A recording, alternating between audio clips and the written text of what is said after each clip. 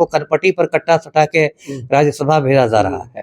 देखिए, नीतीश जी पे काफी चर्चा चल रही थी कि इस्तीफा कब देंगे, लेकिन फाइनली वो इस्तीफा दे दिए एमएलसी पद से।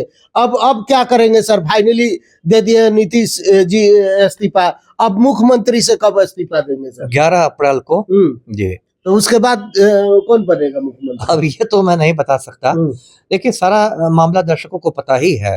अभी 16 मार्च को पलटू राम राज्यसभा के लिए निर्वाचित हो गए थे और उसके बाद होता है कि 14 दिनों के अंदर आपको इस्तीफा देना पड़ता है, क्योंकि एक साथ आप 2 सदनों के सदस्य नहीं रह सकते हैं।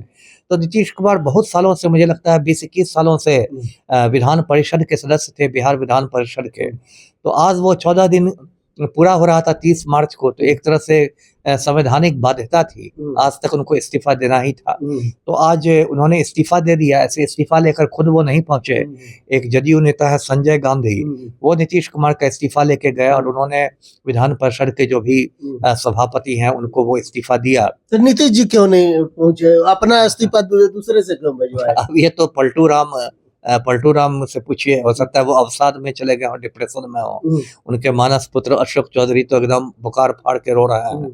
तो ये सब हुआ है।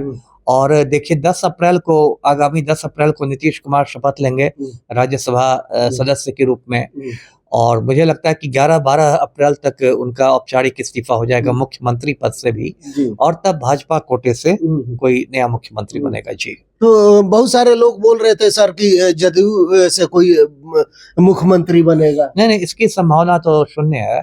यदि जदयू से ही मुख्यमंत्री बनना होता तो फिर पलटू राम को क्यों हटाया जाता? तब तो यही कंटिन्यू करते। तो कौन बनेगा? सम्राट चौधरी लोग बोल रहे हैं कि रेस में है, साथ में हमेशा मुख्यमंत्री के साथ में। अब रेस में तो मुझे लगता है 50 लोग हैं। देखिए, 2 ही लोग तय करेंगे बिहार का अगला मुख्यमंत्री, 2 गुजराती बंधु जो हैं, नरेंद्र मोदी और अमित शाह, यही दोनों तय करेंगे, है ना, और कोई तीसरा व्यक्ति तय नहीं करेगा।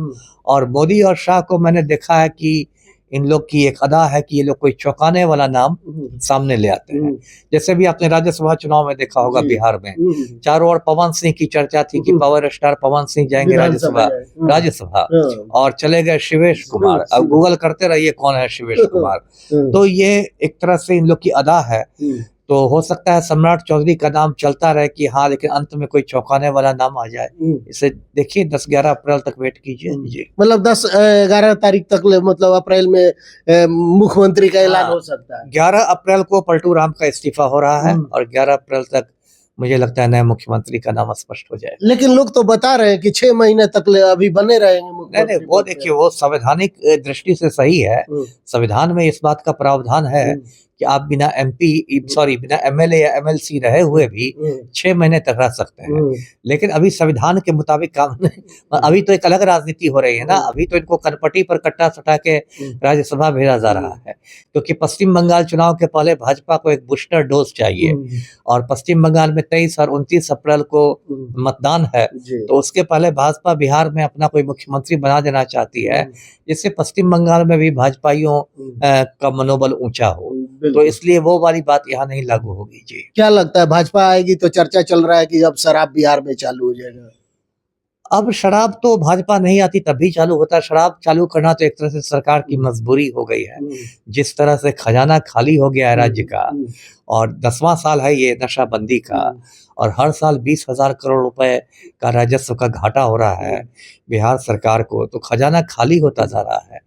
तो वो, और इस तरह से 10-10 हजार रुपए ट्रांसफर किए हैं पलटू राम ने महिलाओं के खाते में, तब तो खजाना में पैसा है ही नहीं। इसलिए शराब तो चालू करना मजबूरी है। मुझे लगता है अप्रैल के आखिर तक शराब भी चालू हो जाएगी। लेकिन कुछ लोग का कहना है सर कि जिस तरीके से गुजरात में शराबबंदी है और होटलों में सिर्फ मतलब अलाउ है, बड़े बड़े होटलों में, क्योंकि हमारे बिहार में बड़ा बड़ा लोग बड़े होटलों में आते हैं, तो चाहते हैं कि हम अपना ड्रिंक करें, तो यहाँ पे नहीं व्यवस्था है, तो हम उसी प्रकार से पहले यहाँ पे बड़े होटलों में चालू होगा, हर दुकान में नहीं मिलेगा। अच्छा, ठीक है। अब ये तो बात सरकार को तय करनी है कि मतलब एक आप जो कर रहे हैं वो एक बीच का रास्ता है ना। एक रास्ता है कि पूरी तरह दारू खोल लीजिए, और एक बीच का रास्ता है कि पूरी तरह नहीं खोलिए, लेकिन होटलों में अलाउ कर दीजिए, जिससे पर्यटन उद्योग को बढ़ावा मिले, जी। है ना, क्योंकि बहुत सारे विदेशी पर्यटक या देशी पर्यटक भी आते हैं, तो वो दारू खोजते हैं, और यदि आप होटल में नहीं सर्व करते हैं तो पर्यटन उद्योग पर बुरा प्रभाव पड़ता है। जी। एक बीच का रास्ता है, लेकिन मेरी जो अपनी समझ है, मुझे लगता है दारू पूरी ही तरह से खोलनी होगी,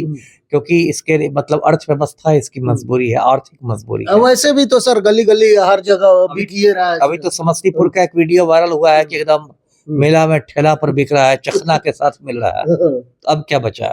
बिल्कुल। तो ये और राजस्व का हानि ही तो है, राजस्व का हानि हो रहा है और फायदा कुछ नहीं हो रहा है। कुछ नहीं हो रहा है।